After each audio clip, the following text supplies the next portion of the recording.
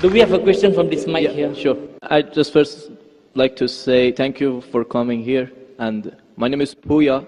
So I'm a student drama. And I come from Iran, not Iraq. Iran, the old name Persia.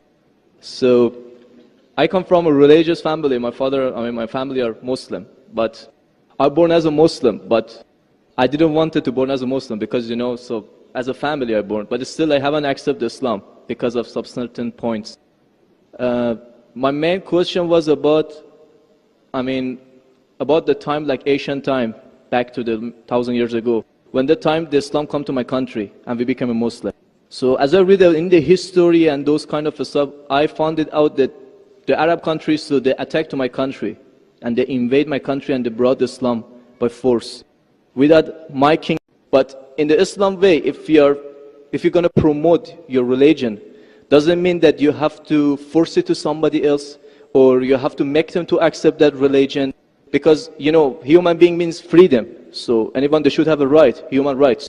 So maybe those people, they didn't want that religion. So why they have to attack and, to bring it by force? That was the main question that make my heart a bit, to make my belief go down. So. Brother, are you Parsi? Pardon? Yeah, I'm from Fars. Are you a Parsi? You mean Farsi? Are you a Parsi? Are you a Zoroastrian? No, I'm not following any religion. You don't belong to any religion? I don't believe. But you said your parents were? My parents were Muslim, but because of this confusion and stuff, I never tried to follow the religion. I just believe in real God and doing the good things. So you believe in real God and good things. What are the good things? Where do you get the good things from? Good things like I don't harm the others. Whatever I'm doing, not try to harm the others. That's the first thing. As much as you can do the good things, even helping the others, and believe in the real God, not worshipping a stone or leaf or whatever. And I believe God is single.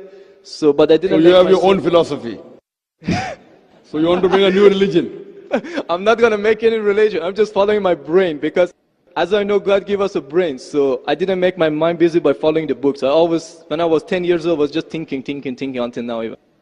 So I tried to follow my brain. Thinking, he's saying, God as long as not a stone. Who told you stone is not a God?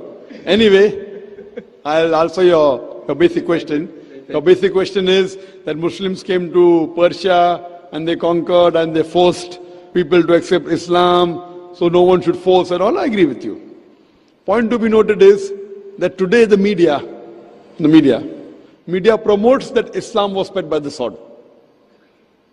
I am aware that there are certain black sheep in the Muslim community and there are certain Muslim rulers who did wrong things. But as a whole, Islam was never spread by the sword. Islam was never spread by the sword. It's spread by sword. Sword. Sword means force. Force, yeah. Like you said now, Muslims came and conquered Persia, etc. You see everywhere it's happening.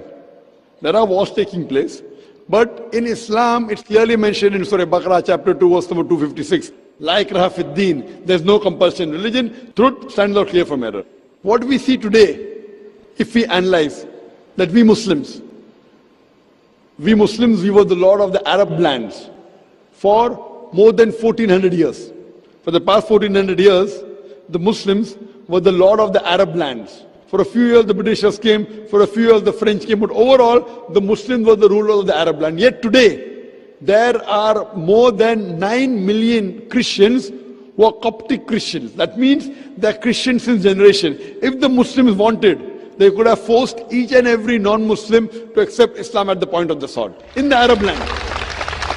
These more than 9 million Coptic Christians, they are giving Shahada, they are bearing witness that Islam was spread by the sword. We Muslims, we ruled India for more than 1,000 years. We ruled India for more than 1,000 years.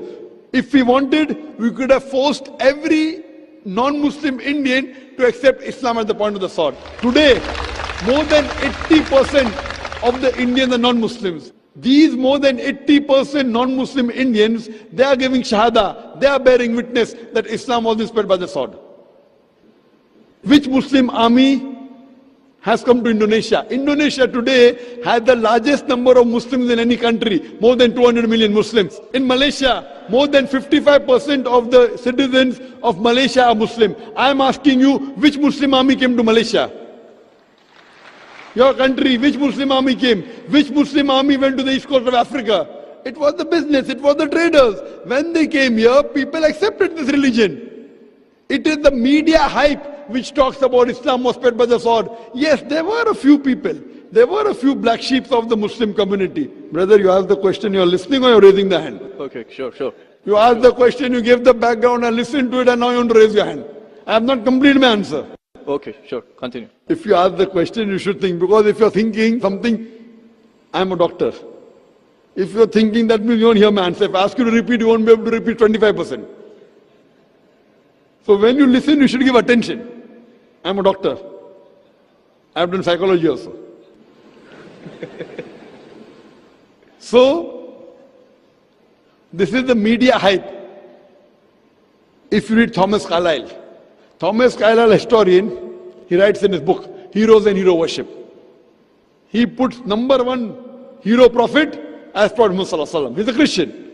He says, if every new idea originates in one man's head, it dwells alone in the full world. It will do little good if he takes up a sword and propagates it.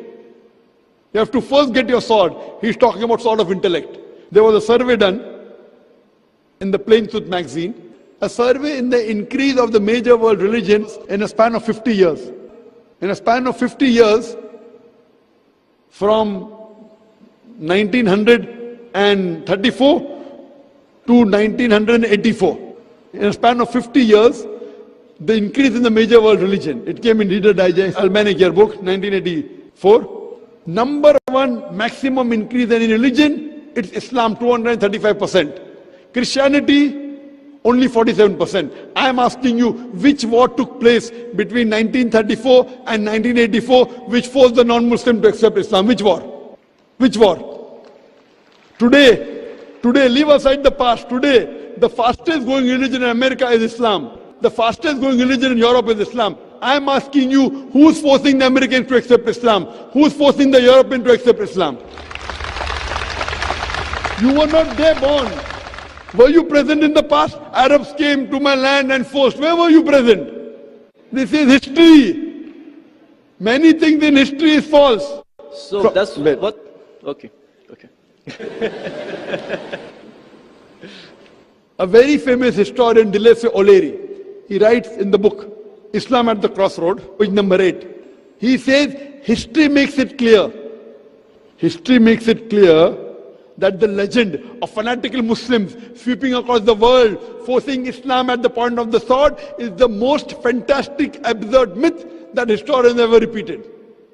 Who says that? Dilese O'Leary. History makes it clear that the legend of fanatical Muslims forcing Islam at the point of the sword over conquered races is the most fantastic, absurd myth that historians ever repeated. This is just in the media today. Muslim terrorist, Muslim terrorist. I am asking you, did any Muslim attack you in this country? No, never. But the media says Muslims are terrorists. Yeah, media is just nonsense. Yes, same way your history is also nonsense. When media is nonsense, the history is also nonsense. Some is correct, some is wrong. That's the reason, if you hear the answer, I would like to end my answer with the quotation of Dr. Adam Pearson. Dr. Adam Pearson says that people who worry that one day nuclear weaponry will fall in the hands of the Arabs, they fail to realize that the Islamic bomb has already been dropped. The bomb of peace. It fell the day Prophet Muhammad, peace be upon him, was born. Good. Thank you, doctor, for your answer. But the point is, I didn't get the right answer because that's not media, that's history. And history is not something that can be written the false way, because if it be written in a false way, it can be changed.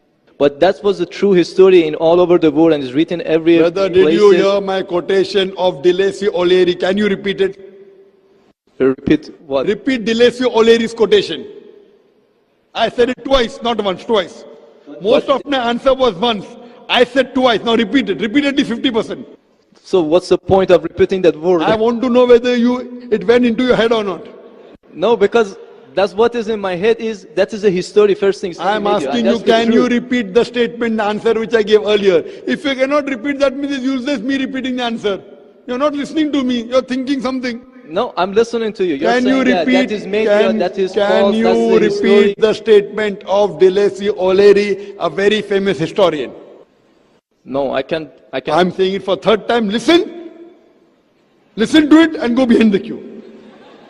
Dilesi O'Leary says that history makes it clear the legend of fanatical Muslims forcing Islam at the point of the sword over conquered races is the most fantastic, absurd myth that historians have ever repeated. Dilesi O'Leary says history has been telling falsehood, and you're saying history, I believe in history. Dilesi O'Leary is saying that what history says that Muslims are forcing Islam at the point of the sword is the most fantastic myth that historians have repeated. So you have got influenced by the myth. So now think it's a myth and forget it and believe in the fact. The fact is you read the Quran, and inshallah I want you to revert to Islam. Revert back to the religion of your parents, inshallah. Okay. Okay, thank you. Thank you.